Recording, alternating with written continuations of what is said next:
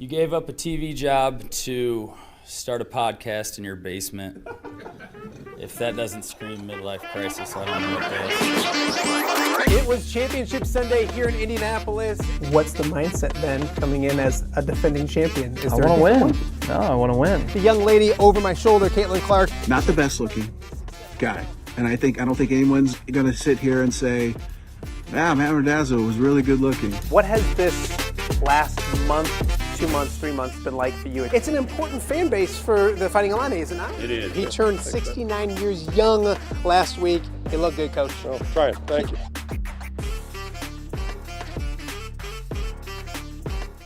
Welcome to Off the Air with Matt Randazzo, a special post-game edition of the show. A lot to talk about here when it comes to college football, especially the Iowa Hawkeyes. It's a simulcast show along with the Hawkeye Report podcast, as we got a lot to talk about in Iowa City. After a season full of games in which Iowa, you felt like should have won and lost, you may have had the opposite today. A game that felt like Iowa was going to lose, and somehow, some way, they came up with the victory this afternoon. Joining me now to talk more about it, our good friend Tom Kakert from the Hawkeye Report.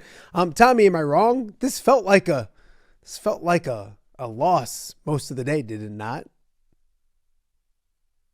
Sometimes the football gods smile upon you, and sometimes they don't. Iowa has played six games now, I think, this year, where it's been decided by 7 points or less, and they had lost 4. They'd won 1, the Penn State game, and now they've won 2. Probably had, one or two of those 4 that they lost, they probably should have won. And today, shouldn't have won, but they won. So it just works out that way sometimes, Tommy, I talk about it a lot, and it's not being mean to your beloved Bears, but I always tell Bears fans, hey, don't apologize. Do. Yeah, you always got to bring up the Bears. Don't apologize for winning in football. You never apologize for winning. The Iowa Hawkeyes should not apologize today. It looked bad, Tom. It was 17-7 going to the fourth quarter, and Iowa's offense had done basically nothing. It was 17-7. The 7 points came on a punt return from Caden Weegan. We'll talk more about his historic afternoon for him. But outside of Caden Weegan, nothing was going right offensively. Maybe focus on the negative later. But the fourth quarter started, and Mark Gronowski once again started playing better football. What is it about that dude and the fourth quarter that's just different right now? He needs his back against the wall, I guess. I don't know. He just needs to get those competitive juices going. They found something with the passing game, some stuff over the middle. Reese Vanderzee, DJ Vaname, Jacob Gill, primarily those 3 guys. And they got going. They got the offense moving. Weegan was a difference maker, 147 yards and punt returns today. Every time, and Michigan State's got maybe the best punter in the country, one of the best. He did have one really bad punt, Ryan Eckley, I should say, but he had some bombs today, and they were just insistent on kicking it to him. But they did go to their quarterback for some of those punts too on 4th and short. And I think part of the reason was to just avoid kicking it to Weege anymore, because every time it was more than part of the reason. It was the reason, don't you think? Yeah, I think so.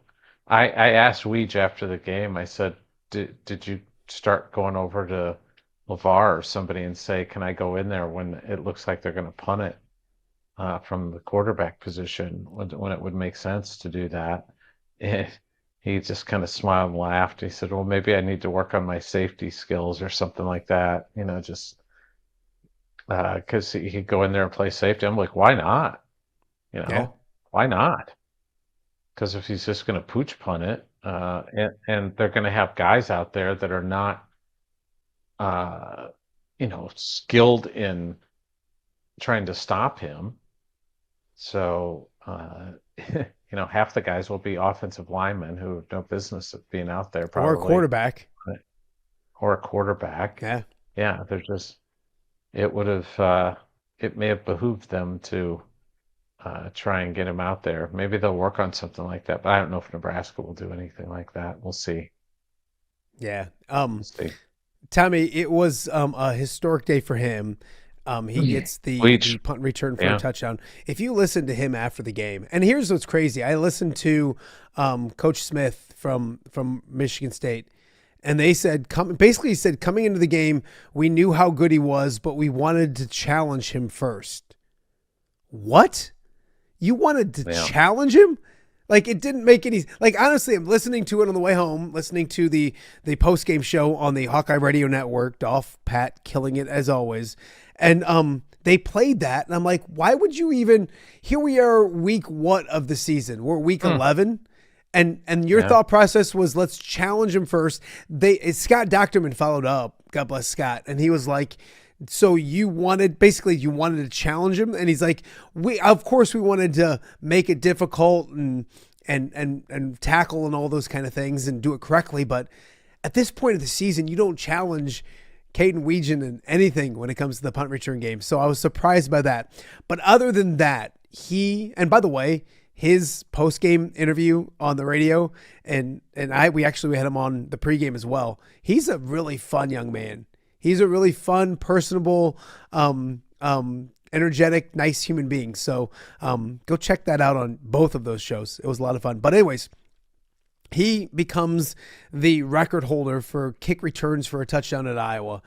Tom, you've seen both Tim DeWhite firsthand and Caden Weegan.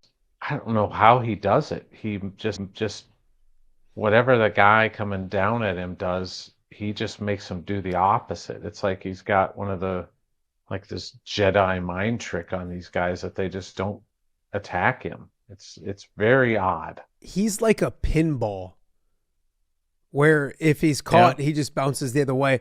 And I say this with so much respect, and he's not Barry Sanders, but he's got a little Barry in him where it looks like somebody might tackle him, and he hops the other way, and he's going the opposite direction and making positive yardage and all those kind of things as well.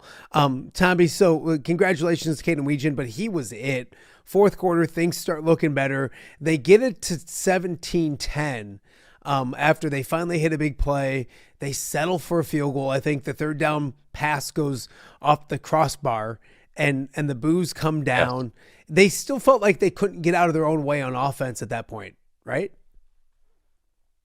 Absolutely. I mean, it still felt like the pass game was completely broken. I mean, other than that Reese Vandersee pass of 17 yards. I should mention, though, Phillips did have a 33-yard catch in that drive. But it still felt like everything was it was like climbing uphill. But they got within a score, within a touchdown. And then it was like both teams just kind of traded 3 and outs for the most part. I mean, Iowa got 1 first down in there, but Michigan State was just 3 and out, 3 and out, 3 and out. They just couldn't get out of their own way. And then Eckley, their punter, who's fantastic, punts it 54 yards, and Weegan fields it and returns it 40 to the Michigan State 42-yard line. And that just kind of perked everything up, because that was with 2:37 left. Imagine this, that Iowa scored 10 points in the last 2:37 and moved the football and made big plays. They made more big plays in the last 2 minutes and 47 seconds of the game than they did the entire 57 minutes before that. It was wild. And that drive was, Gronowski with a nice run, Moulton they picked up 28 there and got down to the 13. And that's when Gronowski on second down hits Jacob Gill for that touchdown in the corner. That was a great throw. Just put it in the only place where Gill could catch it. And suddenly it's 17-17 and with $1:29 left. And you still think, boy, okay, Iowa can, if they get the ball back here, you start doing the math, and then they do get the ball back. They don't kick to Weegan. They have the quarterback kick it on 4th and 2 from their 45. And Iowa takes over on the 21, and that's, just Vonnegut for 19, a short one to Vonnegut for 6, and then Gronowski hits that big 29-yard pass to Reese Vanderzee, and then they're in field goal range, and boom, it's that quick. They just boom, boom, boom, and now you're down to the 25-yard line instead of the 40, where we were kind of measuring up. Okay, if they can get it to the 40, they got a 57-yarder. He could probably make that. I know he's got the leg to do it. And it was funny because they iced him.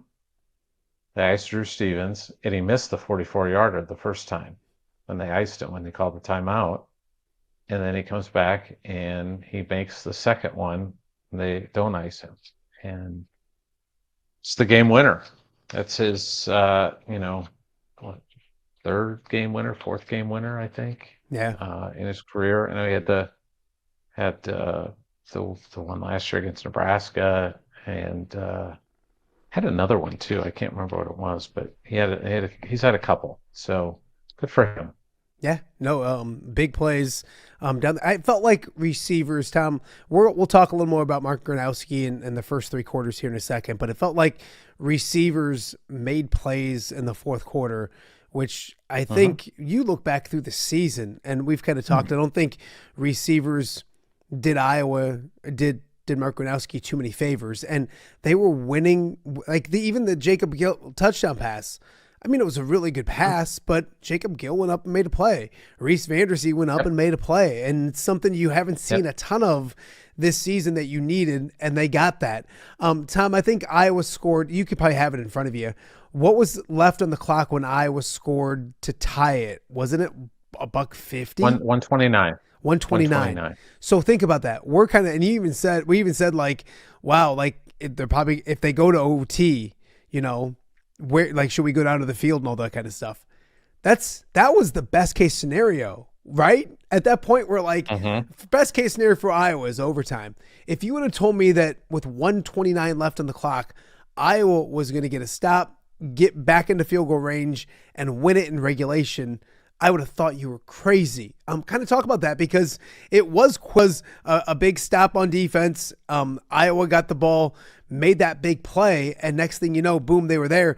Shocking to me that they were down 7 with 129 to go, 130, and they end up winning the game in regulation. Just absolutely. The wide receivers should get some credit because they finally made some plays for the Hawkeyes.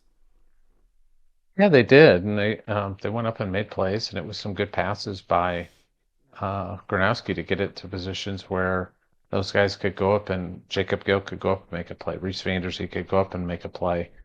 They were after the game. Gronowski talked about how they had been looking to get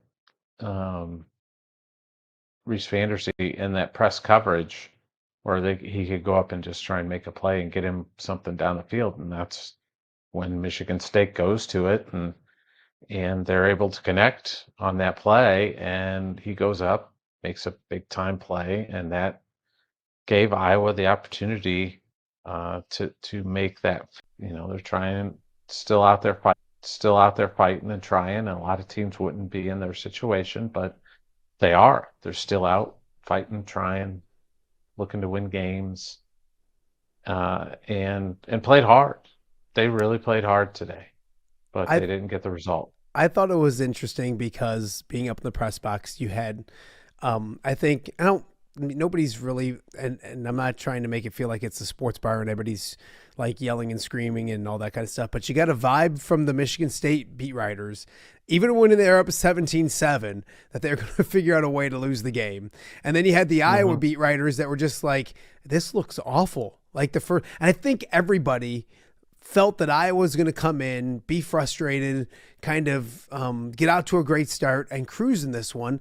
And it just never happened. So you had this kind of like feeling in the room, in the press box, where it's like one group of beat writers were like, we're going to mess this thing up. And the other group of beat writers were probably like, man, this thing was messed up from the start. And then obviously it's been that type of season with Michigan State. Mm-hmm. It's been that type of year, and they found a way to lose, and Iowa finally found a way to win. Tom, Mark Gronowski, and he's done a lot of things, and I'm not trying to be an apologist or anything like that, but he's done a lot of good things throughout the season.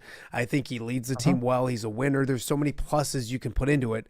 The first 3 quarters of that football game, especially the first half, where it was almost 3 minutes left to go or something like that in the first half before he had a passing yard. It was Albany bad. It was to a point where like it wasn't just, hey, they're not throwing the football a lot. And he had a bad interception where we still don't know what he was looking into because he threw it a triple coverage. And I would say triple coverage isn't correct because there was really no Hawkeye in the area to be even part of the coverage.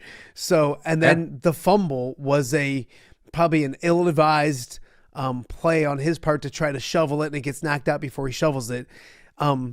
It didn't look good. You're right. Albany bad in the first 3 quarters.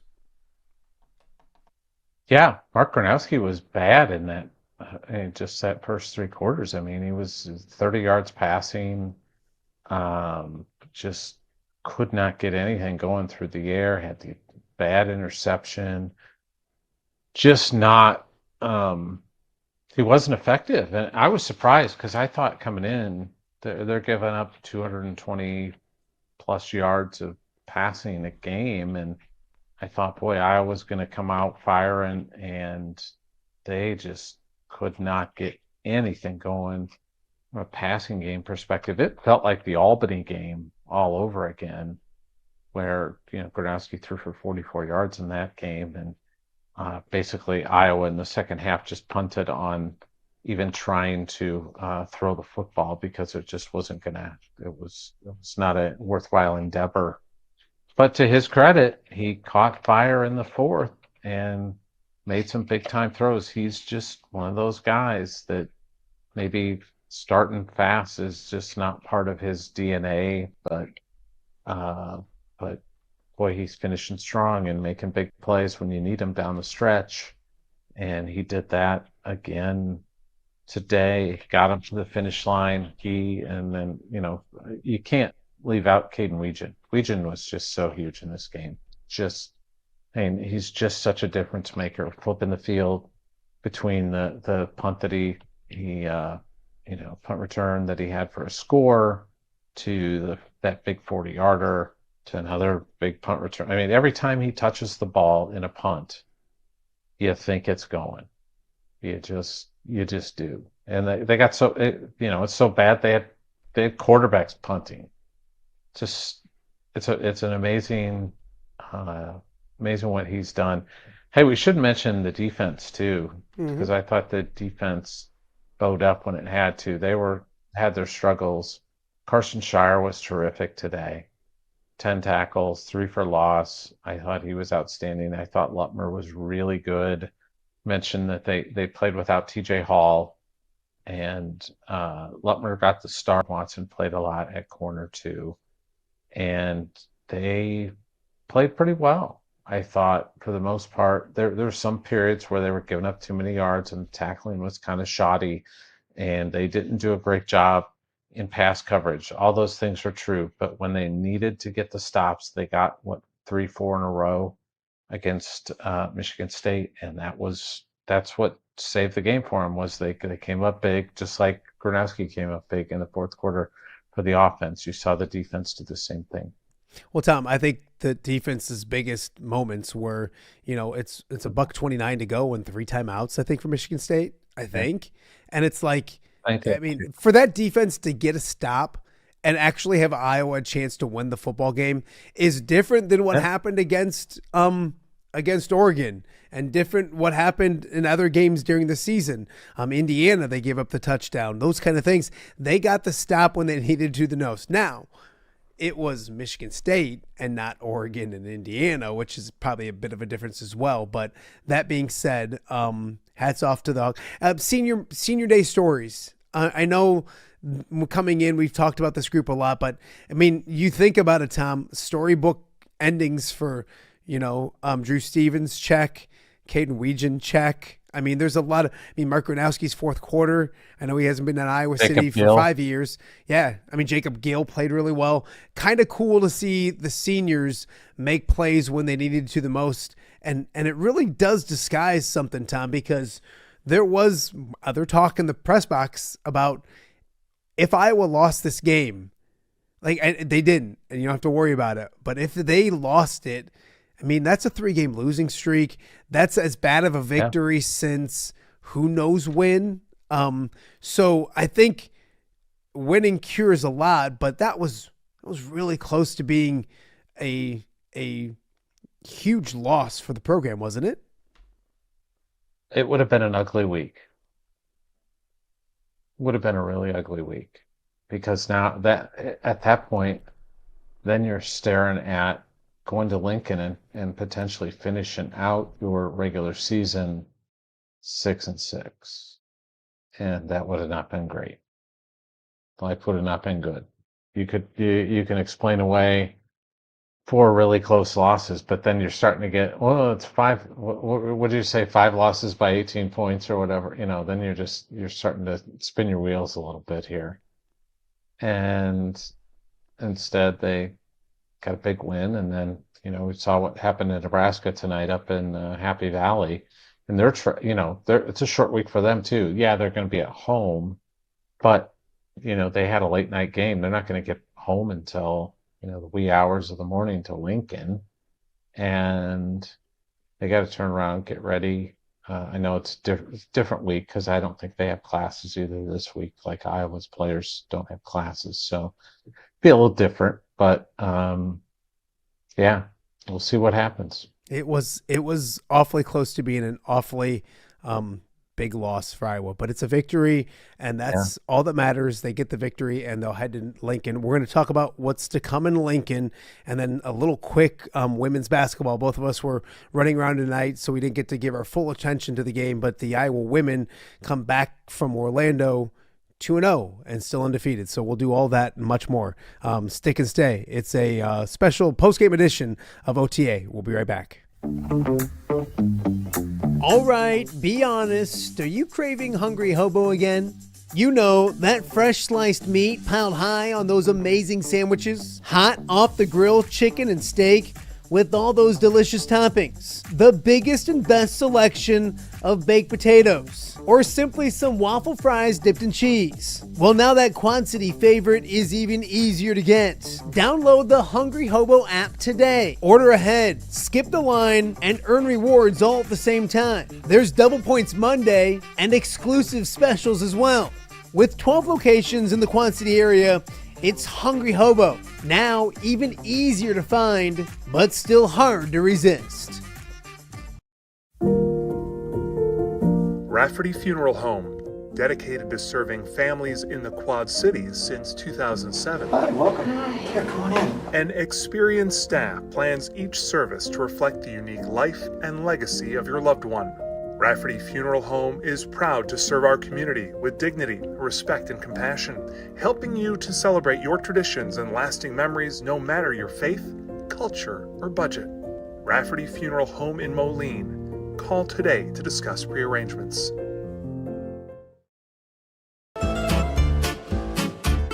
When it comes to quality, convenient pizza, Godfather's Pizza in Silvis has you covered.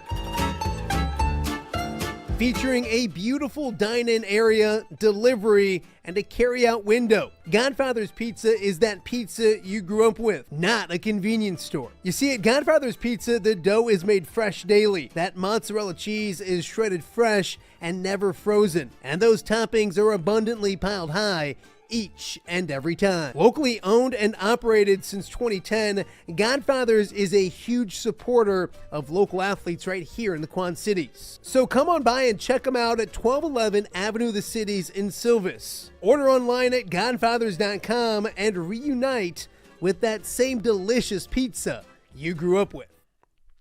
Welcome back to Off the Air with Matt Randazzo, special post-game edition. I'm just going to bring Tommy up right now, along with the Hawkeye Report podcast. I took you away because I didn't know what you were doing, if you were paying attention or not, but Tommy's back. It's getting late. We both have had long days, so we're not going to stay too much longer with this. I want to talk about a couple quick things. Going to Nebraska next Friday, short week. We talked about it a little bit. Tom, this rivalry, I know rivalries are usually more competitive when it comes to each team winning here and there, and Iowa has kind of dominated the rivalry on the scoreboard when it comes to the win column, but it's becoming a bigger and bigger rivalry. This is a big game for both teams coming up on today, isn't it? It's a huge game because, maybe the winner has a leg up on going to Tampa. I think.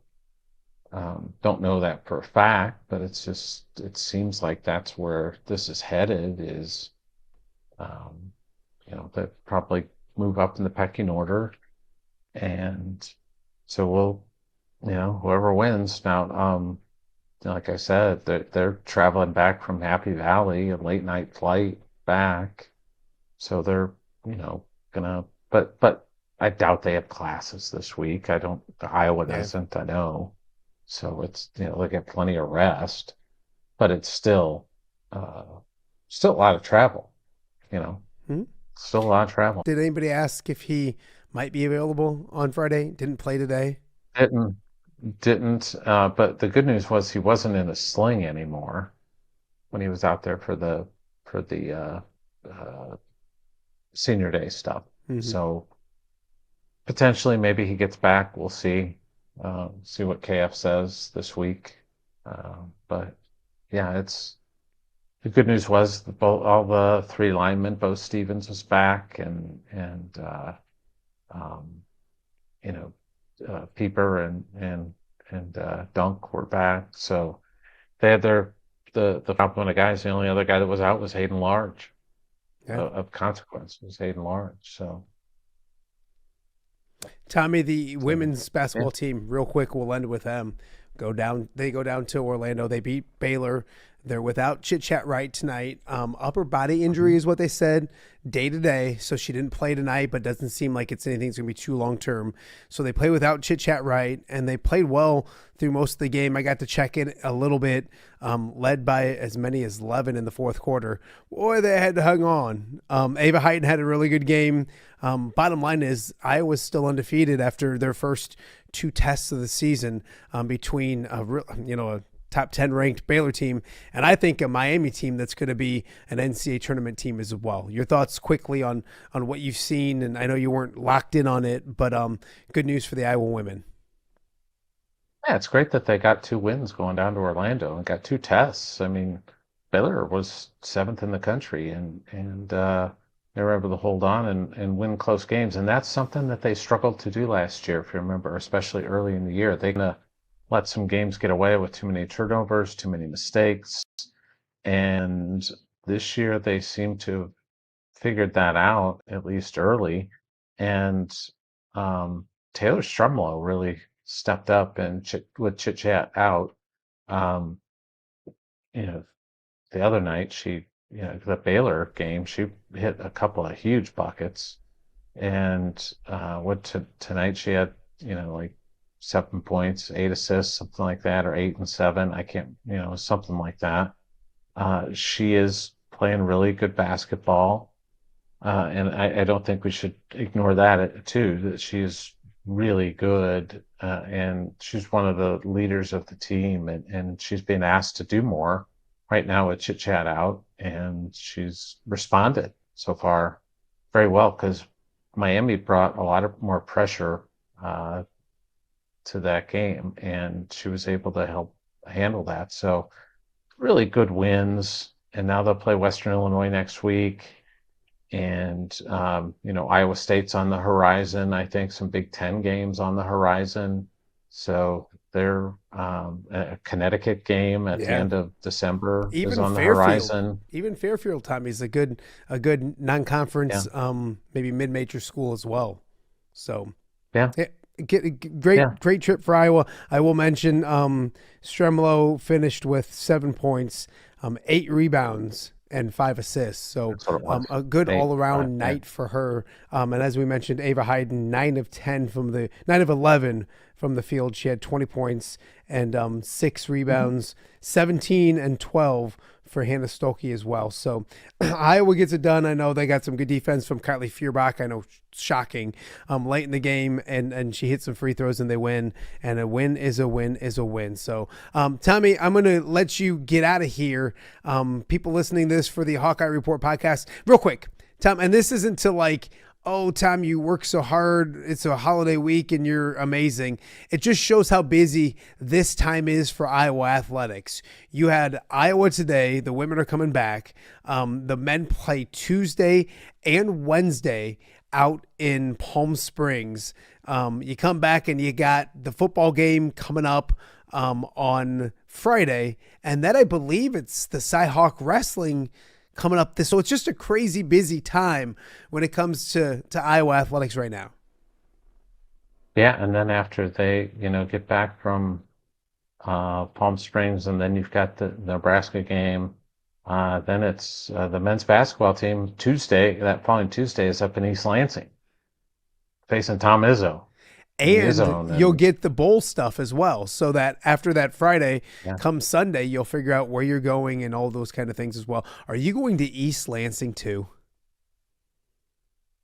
Planning on it, as long as the weather's not too bad. So, Tom, I will brag on you a second. You're going to fly to Palm Springs, cover the men Tuesday, Wednesday, then fly into Des Moines on Thanksgiving, and then drive to Lincoln, stay on Thanksgiving in Lincoln, cover the football game on Friday, then figure out where the football team's going on Sunday, and then maybe drive to. No. But we won't figure out the football game until after the Big Ten championship. You're game. right. It's the week You're after right. that. You're right. Either way, and then you're going to drive to East Lansing. I give you a hard time for a lot of things, and I know you love the job, and it's part of the job, but you're an animal, and you're not young, my friend.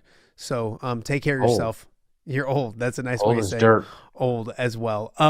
Tommy, I'll let you go. If you're listening to this on the Hawkeye Report podcast, obviously we just mentioned Tom's got a ton to get to. So keep it locked to the Hawkeye Report. And Kyle and Tanner got a ton of stuff too. So yeah, they're both busy with the women's basketball beat and with Tanner with both men and women's wrestling. Yeah. So busy time. That time of year. So people listening this on the OTA end of things, we're going to take another quick break. We're going to wrap things up real fast with Illinois laying an egg up in Madison. Iowa State won today. So we'll kind of recap that real fast right after this. You're watching OTA special post-game edition here on a Saturday. We'll be right back. Are you looking to take your next party, tailgate, or golf outing to the next level? You need Mobile Party Experience. MPX features 3 top-of-the-line party trailers equipped with all the amenities you need to party like a rock star. Smart TVs, Yeti coolers, JBL sound systems, grills, bathrooms, and much more. Mobile Party Experience is an experience like no other. Check out my-mpx.com or call 563-514-1470 and book your Mobile Party Experience today.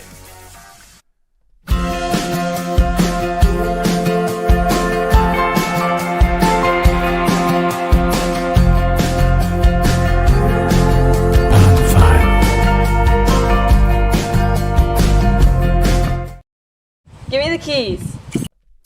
Welcome back to OTA, special post-game edition of Off the Air with Matt Randazzo. Just finished up with Tom Kakert. Iowa gets the victory at home, snatching victory from the jaws of defeat with a 20-17 victory, scoring the last 13 points of the game, all of them in the fourth quarter, to improve to 7-4. It was a rough night for the Illini. They lose in Madison. It's a game that, if you watch the show, and I hope you do, I kind of felt like was going to happen. We talked with Ted Prince earlier in the week, and he was kind of concerned about it. And it just felt like one of those games for Illinois where you're on the road against a rival at night. They got nothing to lose, and a victory over Illinois will, almost make their season or help salvage their season, if that makes any sense. But Illinois didn't play good. The offensive line especially did not play well. Wisconsin's defensive front dominated that football game. They led 10-7 at the half, and it was all Wisconsin after that. They had a rusher. Wisconsin had their first 100-yard rusher of the season, and here we are in late November, and that was the first one of the season. So Illinois not doing the best of jobs on the defensive side of the football, and then they didn't protect the quarterback at all. And it all results in a loss for Illinois tonight. I believe it was 27-10. Let me double check. I just started the show when it was kind of wrapping up. But so Illinois falls. But here's the crazy thing I want to rant on a little bit, and we'll talk more about it coming up on the show on Monday. It's crazy. I know Iowa fans can do the old I can't believe we lost and, fire Kirk and all this kind of stuff, which I think is dumb to begin with too. But there's people, and there's almost like media members on social media tonight that are saying something's got to change. The program's going downhill and complaining about Brett Bielema. You have 7 victories already. You never won 7 games under Lovie Smith. The last time you won 7 games under coach not named Brett Bielema was in 2011. That's now going on almost 15 years ago. They won 17 Lovie Smith in 5 years. They've won 17 games since the start of last season.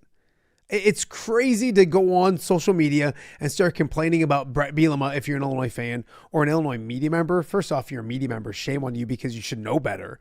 I mean, you've obviously covered the team. You know where it's been. It's one of the worst. It was one of the worst football programs for about a decade, 15 years in the Big Ten. And now they just won 10 games last year. They're going to win 8, 9 games this year, 7 at least. And people are complaining about Brett Bielema on social media. It was crazy to me. One thing I kind of learned about Illinois, and I felt it when they lost to Indiana the way they did, and then they lost to Ohio State. And I know they're really good teams, but like when you look at the Big Ten, there's the upper echelon when it comes to when it comes to Indiana, Ohio State, probably Oregon's in there as well. And then there's that next tier, and that next tier is competitive against those teams. And that was Iowa, USC. Illinois wasn't competitive against the best teams in the conference, and they weren't very competitive at Washington. I mean, they didn't get blown out, but every single loss they've had this year has been by double figures, and 2 of them were really bad losses. So, first and foremost, pump the brakes on any getting rid of Brett Bielema, all those kind of things. It's just dumb. But it didn't measure up. The expectations were too high for this team, and they're not as good as the expectations were set. Doesn't mean it's a bad season. Doesn't mean you have to go crazy. Doesn't mean you have to fire people or anything like that. Illinois football should win 8 games, whether it's next week. Tough game next week too. Northwestern's no slouch. They won today. They beat Minnesota, but I think you win next week, and I think you get a bowl game as well. So anyways, I was surprised to see that when it came to going through social media today and looking at people complaining. I was like, there's no way that this is, and some of them are media people. It's just anyways, it's weird. I do know Iowa State won today as well. Give me 1 second so I can get the right score. It's one of those, the internet's been funky tonight. Let me tell you that. But we're rocking and rolling. Yeah, they cruised. 38-14 over Kansas. It was 17-0 at the half.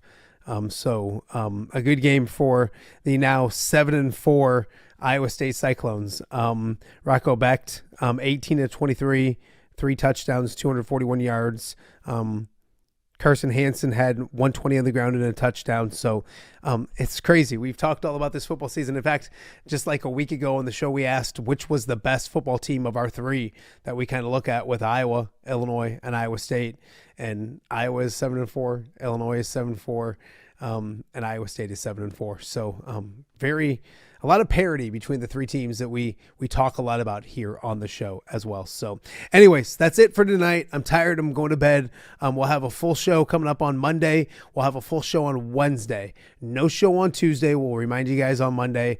The Black Friday pregame show is on Friday, and I got to get a lot of work done for it on Tuesday. So I'm going to spend a lot of my time in Iowa City on Tuesday. So no show on Tuesday. So Monday, Wednesday, and then we will do a show on Friday, kind of similar to this one, after the Black Friday game with Iowa, and kind of wrap up some other things as well. Illinois basketball, by the way, won today as well by 40. We'll talk about them on Monday as well. So a lot to get to. Thank you guys so much for joining us, and we'll talk to you guys again on Monday right here on OTA.